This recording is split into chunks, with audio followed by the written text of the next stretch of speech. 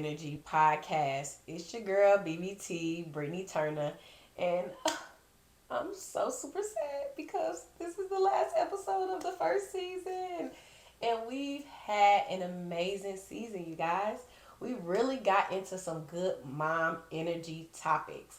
Some that was near and dear to our heart, some that made us think, and some that made us just feel good. And that's what mom energy is all about, is being able to touch on all those different emotions that us moms go through on daily basis, weekly basis, monthly basis, sometimes even minutes and seconds. And I'm so happy that you guys joined me this whole season, and I cannot wait for next season. So let's get into it. But you know what I need you to do? I need you to please subscribe, like, and share this to everybody. Let's get started. So, one thing I learned in this motherhood situation is having a vision is really important. And let me let you know, I just found this out a couple years ago, okay? I was never the one to make a vision board. I've always heard of it, and it's crazy how we as people in general know exactly what we need to do to make something better, but we don't really take the steps to do it. It's weird. Me and my mentor was just speaking about that earlier today. Really just understanding how we need to just stop procrastinating and just get into it. And motherhood is a very big job. We have so many things going on now, especially in this day and age. It used to be, oh, you're just cooking and you're cleaning and you're taking care of the kids. But now mothers have to do so much more. We still work jobs. We still are a part of PTAs. We're still doing things for the kids, making sure our house is clean, making sure our house moves a certain type of way in a certain type of order with everything. And so it can be very stressful and very hectic. And one of the best things I've ever done was make a vision board. Now, granted, I definitely turned my vision board into a vision board wall. And it made it so much easier for me because when I walk in, as you can see, that's the first thing I see. I walk in my door, which is right over there, and this is the first thing I see. Everything that I want to accomplish this year. Now, don't get me wrong. I feel like in some of these pictures, don't judge me, I may have over exceeded what I wanted to do this year. So, definitely being realistic. And I don't like to use the word realistic because I feel like you make your own reality.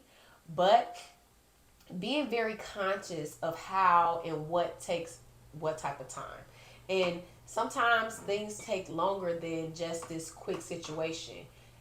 Getting a house, buying a car. It takes things that sometimes you can't just do with, oh, a snap of a finger or, oh, next month. Even building credit. Building credit takes time. You can't just do it overnight. So definitely making sure that you plan and make a vision for your life. That's one of the best things I love about my planner that's coming out the end of this month is that you really get a chance to not only write out everything that you need, but pick out pictures, put it towards those things that you wrote out, and really just walking through your year with a little bit more smoothness. And so once you set up your year, what do you want to complete this year? How long is each of those things going to take? And then you break it down into months, and then you break it down into weeks, and then you break it down into days. And then you figure out what days you can get what done. And remember, those small goals are so important. Those small goals are literally like little building blocks to your big goal. It's definitely like having a Christmas tree. You put on all these ornaments, you get all of that done, you put on the lights, and then the icing on the cake is putting that beautiful topper at the top of it. And it's really about seeing the finished product at the end. So really making sure that all those different things come together and you see a beautiful tree at the end is kind of similar, I guess you could say, my way in the holiday way, because we all around the holidays, but saying that it helps you having that step by step situation so that you could be in the best place possible at the end of that year. And so sometimes you do get thrown a wrecking ball because something may happen, something may change. But one thing I've learned in these last 2 years with getting closer to my faith, kind of getting closer to what I want more for my life and my family and the people around me, is that having faith and understanding that things aren't going to always happen the way you want it to happen. I know you've always heard this. It ain't going to always be in your timing. But really just continually being consistent, continually working at something definitely shows up in the end. And me being very inconsistent at some points in my life and then being able to have a planner, pay attention to it, work at it, like make a habit out of it.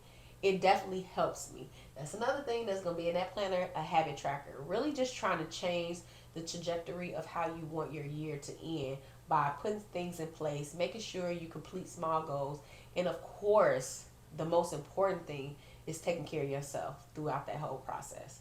And I'm really excited. So make sure you guys are tuning in to what's going to be happening for next season. I'm super excited to see you guys there. And thank you so much for being a part of my Mom Energy podcast. You have no idea how much I appreciate you guys. I hope to see you next season. Bye.